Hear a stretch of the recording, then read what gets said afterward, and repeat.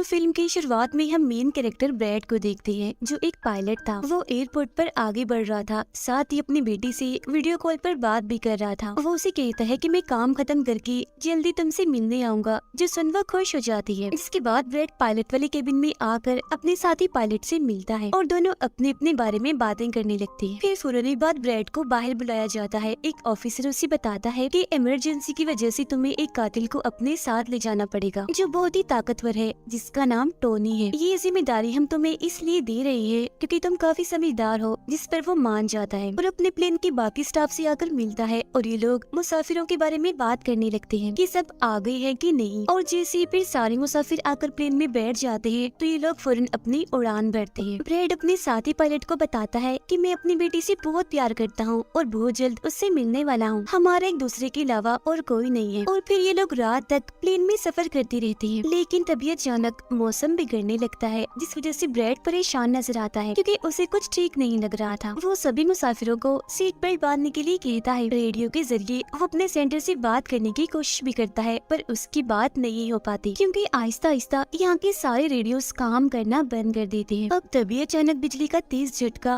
Plane से आकर लगता है, इस वजह से प्लेन हिलने लगता है। ब्रैड को फिक्र होने लगी थी, इसीलिए जब वो सारे मुसाफिरों को देखने जाता है तो उसे सुकून की सांस आती है क्योंकि सब मुसाफिर ठीक थे। पर यहाँ अब धीरे धीरे करके लाइट बंद होती जा रही थी। जिस बीच एक बार फिर प्लेन को झटका लगता है, जिससे ब्रैड गिर जाता है और उसके माथे पर चोट लग जाती है। इस सारी सूरत हाल की वजह से सारे ही मुसाफिरों की हालत खराब होने लगी थी। ब्रैड वापस केबिन में आकर अपने साथी के साथ मिलकर प्लेन को संभालने में लग जाता है। काफी मुश्किल टाइम था उनके लिए क्योंकि एक तो रेडियो काम नहीं कर रहे थे, ऊपर से स्क्रीन पर भी उन्हें आगे का कुछ भी दिखाई नहीं दे रहा था। तब ब्रैड कहता है कि हमें प्लेन को नीचे लाना होगा क्योंकि अगर एक और झटका लगा तो प्लेन तबाह हो जाएगा। तो फौरन ये लोग प्लेन नीचे लेने लगते हैं। सारे मुसाफिर डरे हुए थे। एक औरत फिर अपनी सीट बेल्ट खोल देती है। उसे देखकर टोनी का ऑफिसर भी ऐसा ही करता है। प्लेन क्योंकि नीचे की तरफ जा रहा था तो ऊपर वाली साइड से वो जोर से टकराते हैं, इतनी जोर से कि फौरन ही उनकी मौत हो जाती है। अचानक तेजी से प्लेन नीचे आने लगता है। तब ब्रैड और उसका साथी जल्दी से इसे कंट्रोल में कर लेते हैं। तभी एयर होस्टेस आकर ब्रैड को बताती है कि मुसाफिरों की हालत खराब हो रही है, जिस पर वो कहता है कि सबको संभालो, अपनी अपनी सीट्स पर बैठने का कहो क्योंकि जल्दी हम करीबी एयरपोर्ट पर उतरने वाले हैं। अब ये दोनों देखते हैं कि हम एक आइलैंड के ऊपर से गुजर रहे हैं, तो कोई और रास्ता फिलहाल ना होने पर ये इस आइलैंड पर प्लेन उतारने का फैसला करती है। वो कोई ठीक सी जगह देखकर फिर प्लेन को उतार ही देते हैं। हालांकि उन्होंने इमरजेंसी लैंडिंग की थी, पर फिर भी सही सलामत वो उतर ही गए थे। अब ब्रैड और उसका साथी तब खुश होते हैं जब उन्हें पता चलता है कि थोड़ी बहुत बिजली अभी भी प्लेन में है। इसके बाद ब्रैड सभी को नीचे उतरने का कहता है। उधर प्लेन की कंपनी का मालिक भी देख लेता है कि अचानक प्लेन कहीं गायब हो गया है क्योंकि उसने प्लेन को लैंड होते हुए नहीं देखा था और काफी देर से रेडियो खराब होने की वजह से उसका राब्ता भी नहीं हो पाया था, इसीलिए वो थोड़ा टेंशन में नजर आता है। अब एयर होस्टेस ब्रैड को आकर बताती है कि टोनी को लाने वाली ऑफिसर की मौत हो गई है। जो सुन ब्रैड को दुख तो होता है, पर वो उसे कहता है कि चलो जो भी हुआ अब बाकी मुसाफिरों का ख्याल रखो। अब सारे लोग इस सोच में थे कि हम यहाँ क्यों उतरे हैं, जिस वजह से ब्रैड सामने आकर बताता है कि इमरजेंसी की वजह से हमें यहाँ उतरना पड़ा। प्लेन में अभी भी थोड़ी बहुत बिजली मौजूद है, जिससे हम बाकी बिजली की चीजों को ठीक कर लेंगे। तब तक आप लोग यहाँ आराम से रहिए, खाना पानी मिलेगा और रहने की जगह भी, और आप लोग घबराइएगा नहीं, बहुत जल्द हम यहाँ से निकल जाएंगे। उधर प्लेन कंपनी के मालिक की मुलाकात एक रेस्क्यू एक्सपर्ट से होती है, जो ऐसे लोगों को खोज निकालने का काम करता है जो मुश्किल में कहीं फंसे होते हैं। कंपनी का मालिक उसे कहता है कि मुझे मेरे प्लेन की सारी डिटेल्स, जैसे कि वो कहाँ गया, उसके वर्कर्स, मुसाफिरों की सबकी जानकारी चाहिए। अब ब्रैड प्लेन के पास आकर उसे ठीक करने में लग जाता है, पर वो देखता है कि प्लेन में पावर बिजली काफी कम है, इसीलिए इनको इंतजार करना होगा क्योंकि रेडियो भी अभी काम नहीं कर रहे। फिर जब वो इस बारे में अपने साथी पायलट को बताता है तो उसका साथी नक्शा देखकर बताता है कि हम एक प्राइवेट आइलैंड पर फंसे हुए हैं। ये कोई आजाद जगह नहीं है, बल्कि यहाँ एक प्राइवेट आर्मी का कब्जा था, जो बुरे लोग थे क्योंकि उसमें सारे ही गुंडे थे और अगर उन्होंने हमें कोई भी नुकसान पहुँचाया तो गवर्नमेंट भी हमें नहीं बचा पाएगी। जो सुन ब्रैड कहता है कि अब कैसे भी करके हमें अपनी रेस्क्यू टीम को यहाँ बुलाना ही होगा ताकि वो आकर हम सबको बचा ले, क्योंकि यही एक रास्ता है यहाँ से निकलने का। अब ब्रैड सबके पास आकर उन्हें बताता है कि किसी खराबी की वजह से रेडियो अभी भी काम नहीं कर रहा। जो सुनकर सारे लोग काफी परेशान हो जाते हैं। ब्रैड उन्हें भी तसल्ली देता है कि हम आइलैंड की दूसरी साइड पर जाकर रेडियो को ढूंढेंगे और अपनी टीम से रेस्क्यू टीम को यहाँ भेजने के लिए कहेंगे, जो आकर आप सबको बचा लेगी और मेरे साथ टोनी जाएगा। ये कहकर वो टोनी की हथकड़ी खोल देता है और ये लोग आगे बढ़ जाते हैं। अब हम प्राइवेट आर्मी इन्हें जो बुरे लोग थे उनके हेड को देखते हैं, जिसके पास एक आदमी आकर बताता है कि यहाँ आइलैंड पर एक प्लेन आकर रुका है इमरजेंसी की वजह से, और उसके अंदर बहुत सारे लोग हैं जो अलग अलग मुल्कों से हैं। जो सुनकर प्राइवेट आर्मी का हेड उसे पैसे देता है इस जानकारी की, और फौरन अपनी टीम को तैयार होने का कहता है, क्योंकि शायद ये लोग उन्हें लौटने के इरादे से जाने वाले थे। आइलैंड के जंगल में ब्रेड और टोनी आगे बढ़ रहे होते हैं। टोनी ब्रेड से पूछता है कि तुमने मुझे आजाद क्यों किया और अब कहाँ लेकर जा रहे हो? तो ब्रेड उसे कहता है, क्योंकि मैं तुम्हारी वजह से सबको खतरे में नहीं डाल सकता, और यहाँ एक खतरनाक प्राइवेट आर्मी है जिसका मेरे साथ मिलकर तुम्हें सामना करना है। वो फिर और भी बहुत सारे सवाल ब्रेड से करता है, और फिर अचानक ही चुप हो जाता है। तो जब ब्रेड पीछे मुड़कर देखता है तो टोनी वहाँ नहीं था, वो गायब हो गया था। उधर रेस्क्यू एक्सपर्ट प्लेन की जानकारी निकालने में लग जाता है। एक वीडियो में वो ब्रेड को देखता है जो झगड़ते हुए मुसाफिर से लड़कर उसे काफी मारता है। अब उसकी लड़ने की महारतें देखकर रेस्क्यू एक्सपर्ट काफी खुश हो गया था। जिसके बाद वो एक प्राइवेट कंपनी के लीडर से बात करता है, कहता है कि आप लोग तैयार रहिए, कभी भी आपकी जरूरत हमें पड़ सकती है। जिस पर वो हाँ बोलता है। जंगल में आगे बढ़ते हुए ब्रेड एक खाली पड़ी फैक्ट्री में जाता है, जहाँ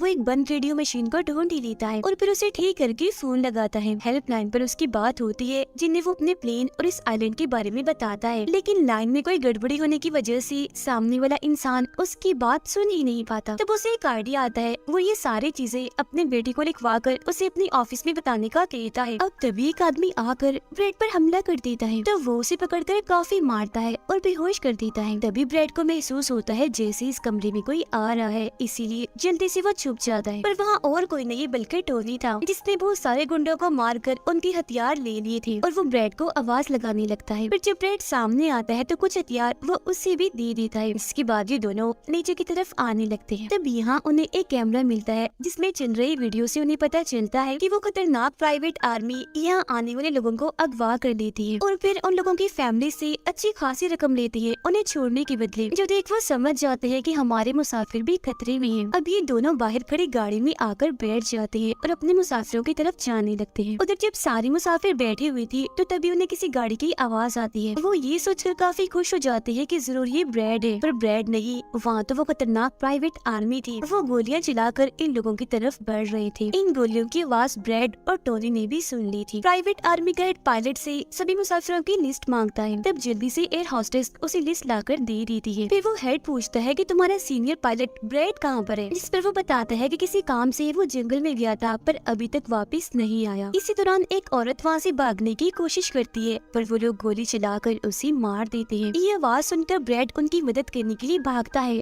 पर टोनी उसे रोक लेता है। गुंडे सारे मुसाफिरों को बस में बिठाने लगते हैं, क्योंकि वो इन्हें अपने साथ ले जा रहे थे बंदी बनाकर। उनका लीडर अपने दो साथियों को कहता है कि प्लेन में जाओ और सारा जरूरी कीमती सामान ले आओ। जिसके बाद खुद वो सारे मुसाफिरों को लेकर यहाँ से निकल जाता है। तब ब्रेड टोनी पर गुस्सा करने लगता है कि वो हमारे लोगों को ले गए और तुमने मुझे जाने ही नहीं दिया। जिस पर टोनी उसे समझाता है कि वो काफी बड़ी आर्मी थी, खतरनाक लोग है वो, अगर तुम चली भी जाती तो इतनी बड़ी आर्मी से अकेले नहीं लड़ पाती। फिर अभी दोनों दुखी तो थे, पर आगे बढ़ जाते हैं और उन दोनों गुंडों को पकड़ लेती है जो प्लेन से कीमती सामान ले रही थी। ब्रेड गन पॉइंट पर उनसे पूछता है कि मुसाफिरों को लेकर कहाँ गया होगा तुम्हारा हेड? जिस पर वो बताता है कि यहाँ एक खाली फैक्ट्री है, वहीं गए होंगे वो लोग। अब रेस्क्यू एक्सपर्ट को ब्रेड की बेटी से उधर की सारी सूरत हाल का पता चल गया था, यानी कि उनका प्लेन वहाँ एक आइलैंड पर फंसा हुआ है और साथ ही वहाँ एक काफी खतरनाक प्राइवेट आर्मी भी है। वो इस बारे में प्लेन कंपनी के मालिक को बताता है, जिस पर वो कहता है कि फौरन अपनी प्राइवेट टीम और रेस्क्यू टीम को भेजो। फिर ये लोग जैसे तैसे करके उस आइलैंड और उनके प्लेन को ढूंढ ही लेते हैं। जब इनके बीच फैसला होता है कि प्राइवेट टीम का लीडर सबसे पहले वहाँ जाएगा अपनी टीम के साथ। उधर एक गाड़ी के जरिए ब्रेड और टोनी फैक्ट्री की तरफ जा रहे थे, जिसके पास पहुंचकर ये चुपके से अंदर घुस जाते हैं, जहाँ वो सारे गुंडे मुसाफिरों की वीडियोस बना रहे थे, ये दिखाने के लिए कि कौन सा मुसाफिर किस मुल्क से है। अब प्राइवेट टीम भी प्लेन के पास पहुंच जाती है, पर इन्हें जब वहाँ कोई नहीं दिखता तो टीम का लीडर प्लेन के अंदर जाकर चेक करता है, जहाँ 2 लोगों की लाशें थी। इसके अलावा वहाँ ब्रेड का छुड़ा हुआ मैसेज भी मिल जाता है, जो कि उस फैक्ट्री तक आने का रास्ता था। फैक्ट्री में दोनों छुपकर उन गुंडों पर नजर रख रही थी, जिनमें से 2 गुंडों को वो पीछे से आकर पकड़ लेते हैं और मुंह बंद करके उनका दम घोट देते हैं, जिससे उनकी मौत हो जाती है।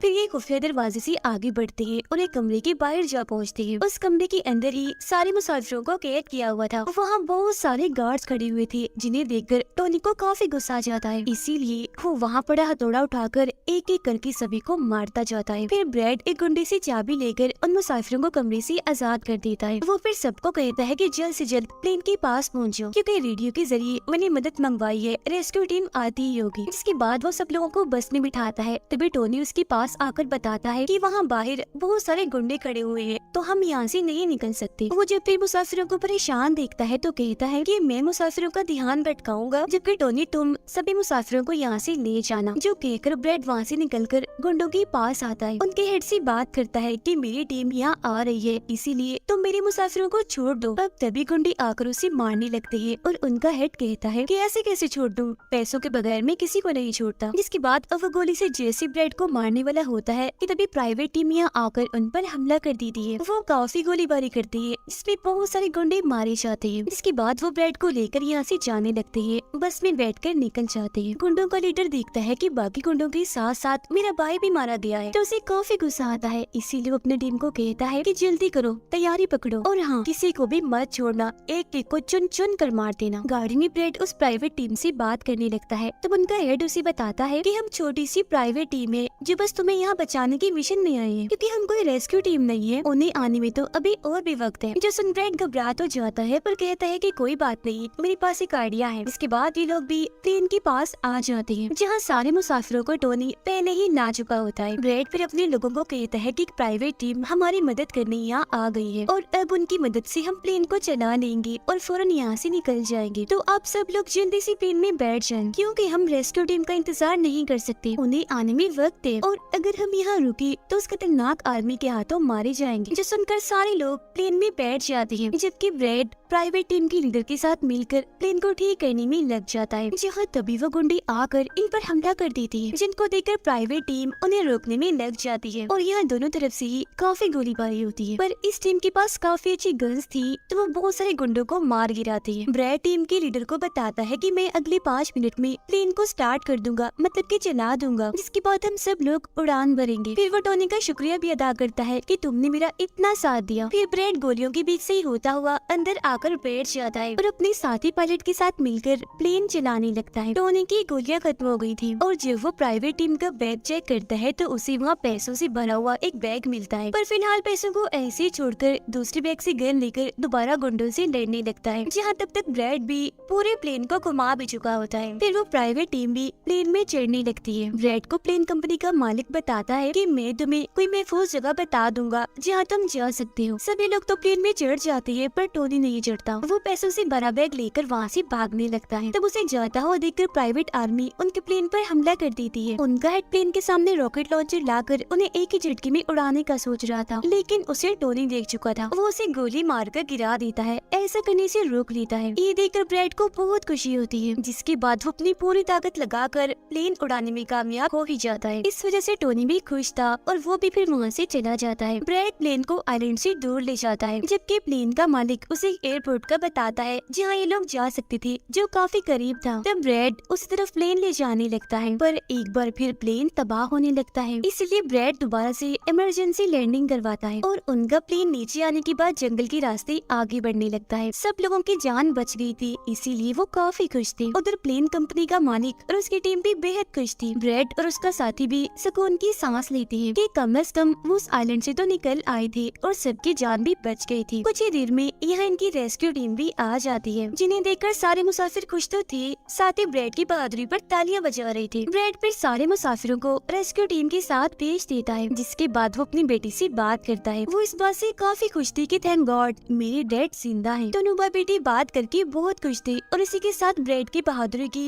ये कहानी इधर ही खत्म हो जाती।